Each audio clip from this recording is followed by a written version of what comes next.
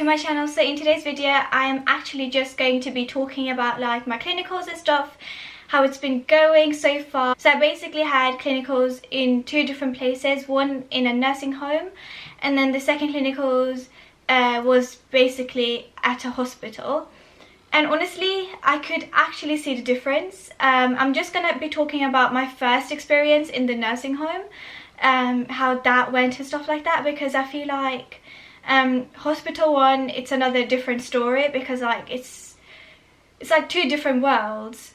But the nursing home I went to, where I had my clinicals, it was a different type of nursing home. Basically people with fractures and stuff like that come in, and you know, people who cannot really take care of themselves. I can't really remember every single detail. I just remember how hard it got during my last week.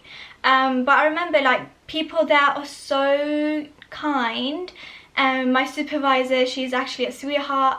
I learned so much from her, and all the people working there, I really love them.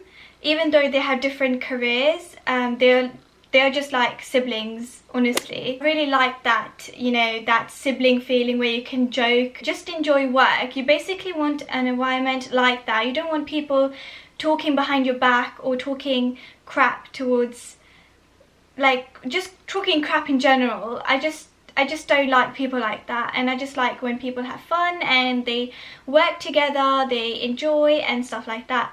So when I went there, it was actually so nice. I got to know, I got to learn so much. Actually nothing bad about it. I don't really have anything bad. The thing that happened was that I basically got that place. My clinical place was supposed to be 6 minutes away by walk from my home, basically.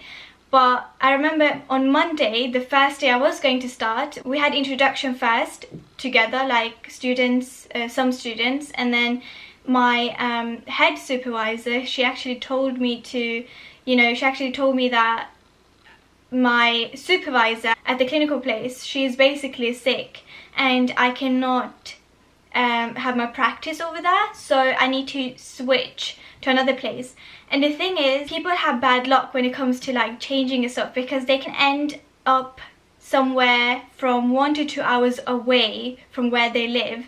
And you know, I wasn't prepared for that, because like on Monday when we had the introduction, I actually was supposed to go to my clinicals place and then also talk to my supervisor and, you know, discuss the plan, how it's going to be and stuff like that. And the thing is, I had nobody, and everyone went to their own clinical place and stuff, and I was just there like, what's gonna happen to me? Like, where do I go? Do I go home or what? She's like, you know what, you just go home and then I will call you. And I kept on telling her, I was like, please, the thing is, it's not my fault that my supervisor is sick. But the fact that, you know, I just don't want to have my clinicals like 2 or 1 hour away from where I live, because it was supposed to be 6 minutes away. She was like, I'm gonna try to do my best, and she actually, you know, she actually found a place for me here in, I was just going to say where I live, but here where I live basically. It's just that it takes 34 minutes by bus, and I was like, you know, that's fine, as long as it's not like 1 hour away or something like that. And the only hard part was waking up early in the morning.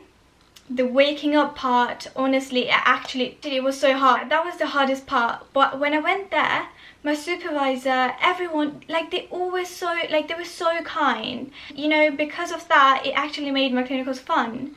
But I remember it got so hectic for me. Starting was amazing and stuff. But slowly, like, I started to shut off. Like, I felt like I was shutting off. And I don't know why. Like, okay, I woke up every day, like early every day. And it was just that, you know, being around people who are actually very sick and who are in need of help. You just start thinking about life, like, what is life? What are you supposed to do? Like, why are we here? Like, so many questions at once, and you know, it was just exhausting. It makes me feel really sad. It actually makes me realize that taking care of your health is so important. The most amazing part of this whole clinicals, that was basically that you were there for them, you helped them. It's actually a very rewarding career, and I'm so happy I chose to be in the medical field, but it can actually be very exhausting. It can be very hard if you feel a lot towards people. Like, I can't see anyone in pain or anything like that, but now that I'm actually having my clinicals at a hospital, like, it's very different because people can pass away anytime. You need to be very quick and think very critical and be able to do stuff in that second. So let's say the alarm goes off, then you have to run and know what you actually do. I remember the last week got really hard and difficult for me because I really, like, first of all, it's just so much going on all at once, and then you also have your own life. Well, I don't feel like I have a life, but I mean, like, you have your own personal life on the side. Stuff happen, you know, you see sad stuff, you start to have deep thoughts, and then also someone I knew passed away. So I didn't know that before. I got to know that, like, after. It's basically a teacher I had. She was very, like, I was very close to her, and she actually helped me a lot. I learned so much from her, and we were still in contact after my school as well, so we were always in contact. She supported my YouTube, and it's very sad that someone who's helped you so much, who actually changed you, because I remember being a very quiet person before. So I had clinicals the day after I got to know that my favorite teacher passed away, and I went to clinicals, and you know, it just gets too much, and it's very hard for me to handle death, basically, because my cousin brother basically is just like my brother, but he passed away when I was 14. Ever since then, I have it very hard to deal with death. So when I hear about death, I suddenly immediately start to think about him. So yeah, I have it very hard with that.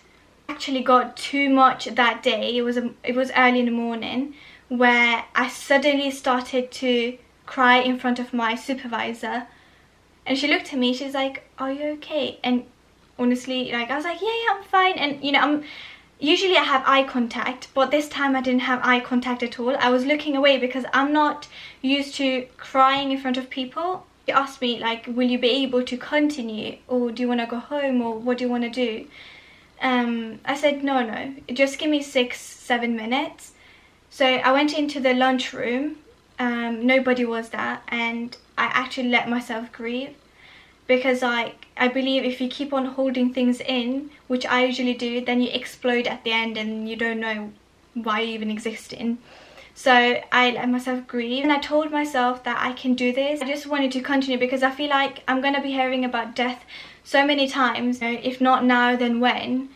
And then I kept on, like, I calmed myself, I took a deep breath, and then after that I tried to have a very positive mindset. And then I went in, and I was just another human being. I continued my shift, and then after that I came home, and you know, obviously I felt like really sad, and every time I came home I was upset. Yeah, so I just want to do good in this world. I want to change people's lives, and I want to help them become better. We need to be able to control our feelings, and what I mean by that is you need to keep work stuff at work, and then you need to keep home stuff at home. So when you leave home and go to work, you cannot mix these two together, because otherwise it's actually going to be so hard for you to even be able to continue your day. And that's what I did. I basically mixed them all up, and it was honestly, it was very hectic. It actually burned me out. I was tired all the time. Like, I just fell asleep anywhere. Like, even if I'm talking right now, I would just fall asleep like that. That's how exhausted I was, and I still am, and I can actually see the battery again. I need to get a new battery for my camera because it keeps on dying every second. But yeah, I will make another video about my second clinicals, which is at this hospital. But yeah, it's a very nice feeling to be able to communicate with you. I've always said this, but I really mean it. Like, I'm trying my very best to be as social as possible, basically. And I'm more social on Instagram, so if you do want to interact and stuff like that, then you can follow me on Instagram. I will also be making videos about study tips and stuff. I know I've been talking about this for so long. I will make it. It's just that I have clinicals, and my clinicals right now is I have a very bad schedule. Basically got night shift, day shift, night shift, day shift. So it's a very hard schedule. So when I finish, then I come home and I need to fix my food and stuff for the next day and then sleep immediately because I have to wake up 4:30. But now that it's I have 2 weeks left now for clinicals, and then I will be done with clinicals, and then of course I'll be making more videos. But yeah, I hope you all enjoyed this video. Don't forget to subscribe and turn on the post notifications. Stay blessed everyone. Bye.